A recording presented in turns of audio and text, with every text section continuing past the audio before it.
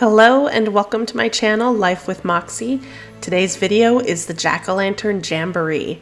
So grab your cup of coffee or your favorite beverage and join me.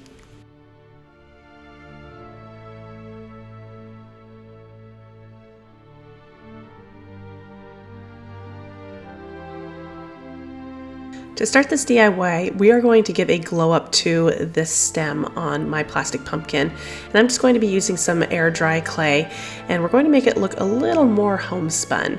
Now, this is part of a video that I did last year where these terracotta pumpkins from Pottery Barn were all over the place. You saw them on Instagram, TikTok, everywhere. This is part of a video that I posted last year showing my version of it, and I think it came out really good. So all I'm going to do here is I've got my 4 sections of my clay that I rolled into snakes and then flattened them onto the existing stem. Now what I'm doing here is I am pressing and pushing down into the pumpkin just to create a little bit more security for that stem. And now what I'm doing, I'm just twisting, and I'm going to create that quintessential look of a pumpkin stem.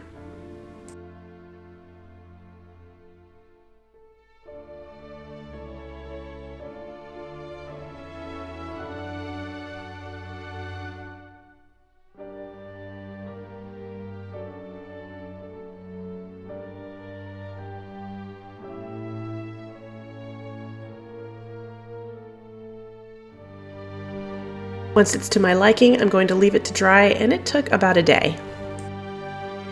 Now we're going to create the look of terracotta, and these are the paints that I used: the pink cloud, espresso, and orange.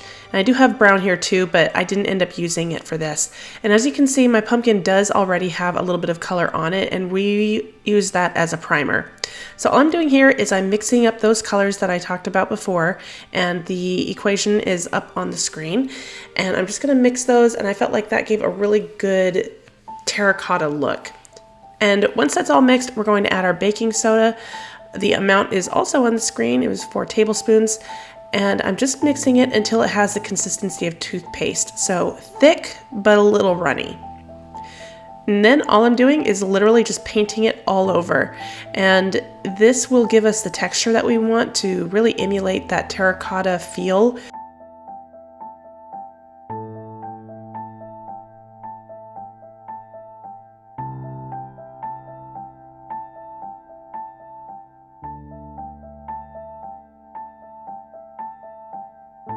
Here's a closer look of that texture. And don't forget that if you do have a pumpkin that has a removable light bulb and cord, to be sure to remove that so that way you don't get paint or anything on that cord.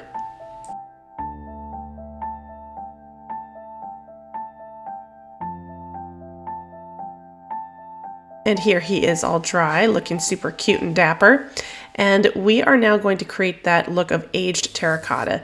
Now, a lot of the DIYers who did this in videos and posts that I've seen use flour and food products. I'm not really a fan of using food products on items that are going to be stored away, just because I worry about critters and all that. So we're going to use body powder.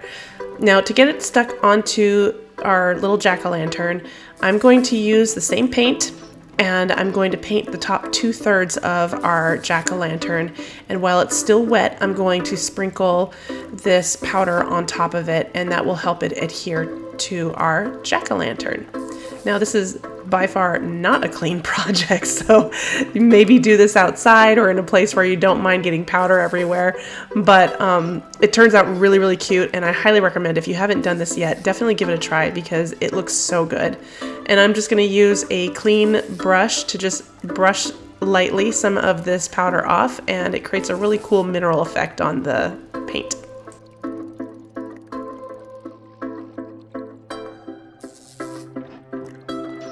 Once everything is fully dry, I'm going to hit it with some matte clear spray paint. And here he is. What do you think? Did I do a good job?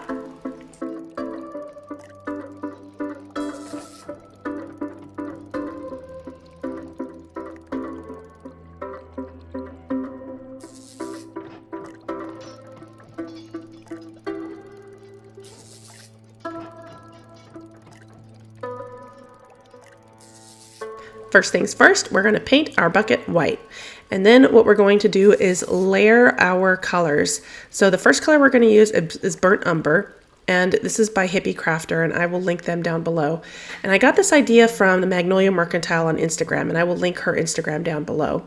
She had this gorgeous wooden bucket, jack-o'-lantern, and I don't know where she got it, but it's gorgeous. And I saw this gigantic bucket in Walmart when I was looking for my son's Halloween costume and knew exactly what I was going to do with it. I was going to recreate this bucket that she has. So using a bristle brush, I'm going to go in the same direction the whole time with my Burnt Umber. And you can go up and down, you can go side to side, but whatever you choose, you need to make sure that you do that for the entire project, and that will create that wood grain look. Now that I have a first layer of the Burnt Umber, I'm going to add this mustard yellow. And what this does is that it adds warm tones to the color to create a more realistic look for wood. Now, as you can see, I'm not rinsing my brush at all, but I am trying to load it with more of that mustard initially. And then once I like the amount of mustard that's on there, I will then combine the Burnt Umber and the mustard to create a third color. And then from then, it's just layering and brushing and layering and brushing.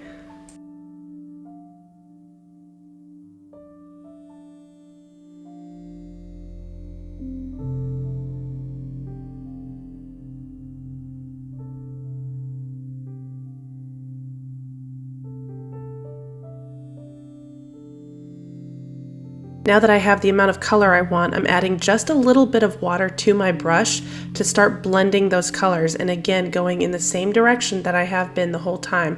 For me, it's side to side. If you choose to go up and down, that's what you're going to do with the watered brush, and it's just a light amount of water. We don't want to douse it and remove all that color that you just spent all that time putting on. And then really we're just blending it, and we're going to continue this around the top and the tips and also around the bottom.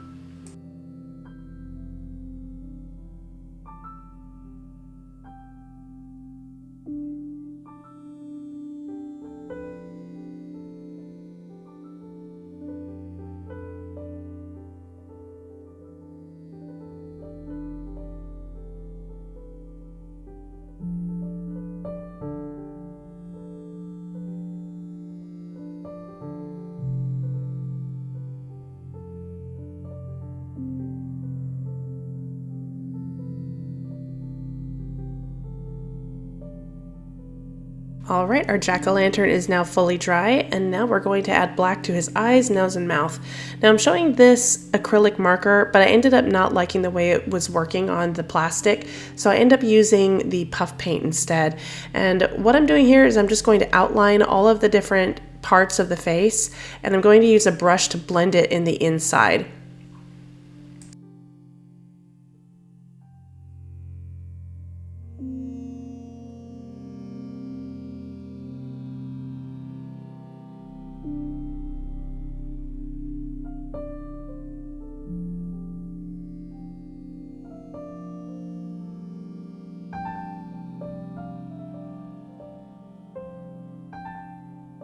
Once this first layer is fully dry, I'm going to add a second thicker layer with the puff paint and make sure that I have his face facing up while it's drying, so that way I don't get any dripping and drooping from the puff paint.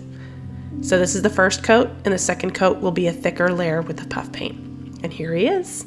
I think this turned out so good. I can't wait to hear what you think about it.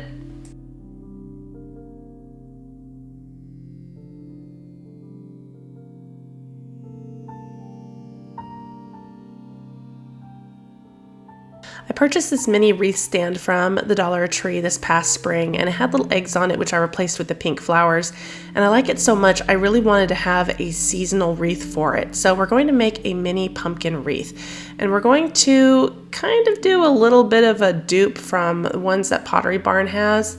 They're the full door ones, and I think they're made with velvet pumpkins. But what we're going to do is take this mini wreath form and just add our pumpkins all around, just like this. I've got 2 layers, one on top of the other.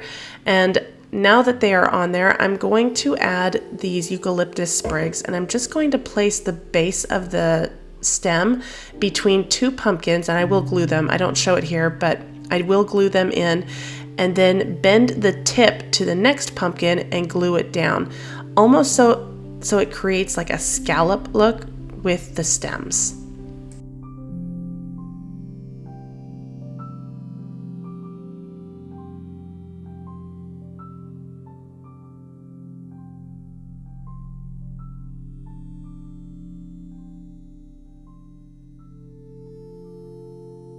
These are all glued down, and as you can see, I have a little space here, and that is for our ribbon.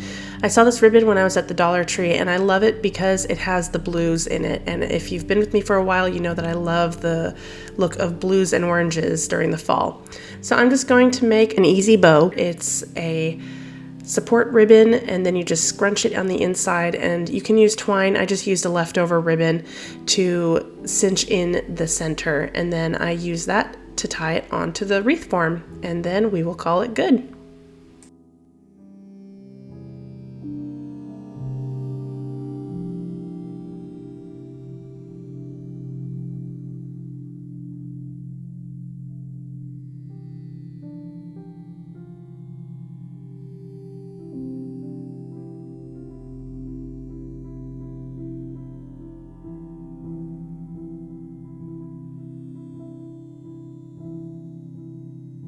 As I mentioned at the beginning of the video, this is the Jack-o'-lantern Jamboree, and as it so happens, it's also a playlist, which is hosted by my friends Ellie of DIY from House to Home and Lisa of Our Gray House, and they were so kind to invite me to co-host this sweet and fun collaboration. And I hope that you will check not only their channels out, which I will have linked in the description box, but also everyone else's videos that are a part of this playlist. We all put in a lot of hard work, and I know that you will find some fantastic inspiration if you're looking for some jack-o'-lantern goodness.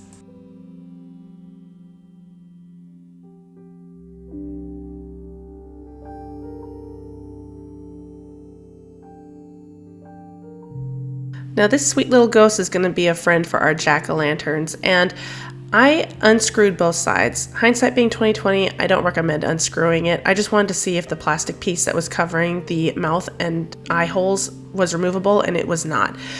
But we're going to spray all over our little ghost, covering up his mouth and eye holes with paper towel or tape with this stone spray paint by Rust-Oleum, and this particular color is called Stone Pebble. And this is just to create the look of a stone carved look on this ghost, so that way he doesn't look quite as plasticky. And I was really pleased with the results, so you'll have to let me know what you think.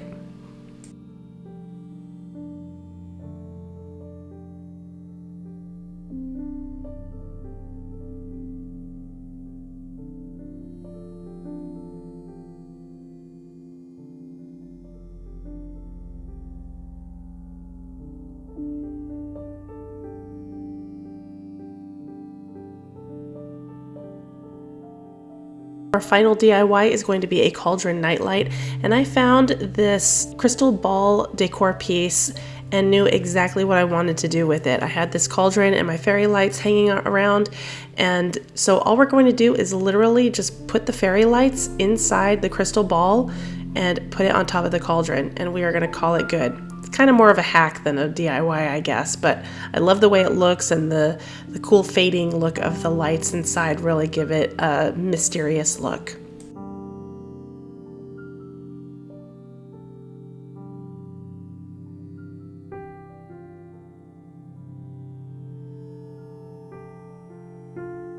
Okay, my friends, we are at the end of this video and on to final looks. And I would love to know which one of these DIY projects is your favorite, or which one you might try yourself. My favorite is definitely the large wood tone jack-o'-lantern. I cannot wait to plant my mums inside and put it out on our porch. Well, as always, I'm so thankful that you were here and watching this video along with me, and I hope that you have a great day and a great Halloween if you celebrate it. And if you enjoyed this video, I hope that you will consider hitting the like button and maybe even subscribing to my channel. And until I see you in the next video, take care.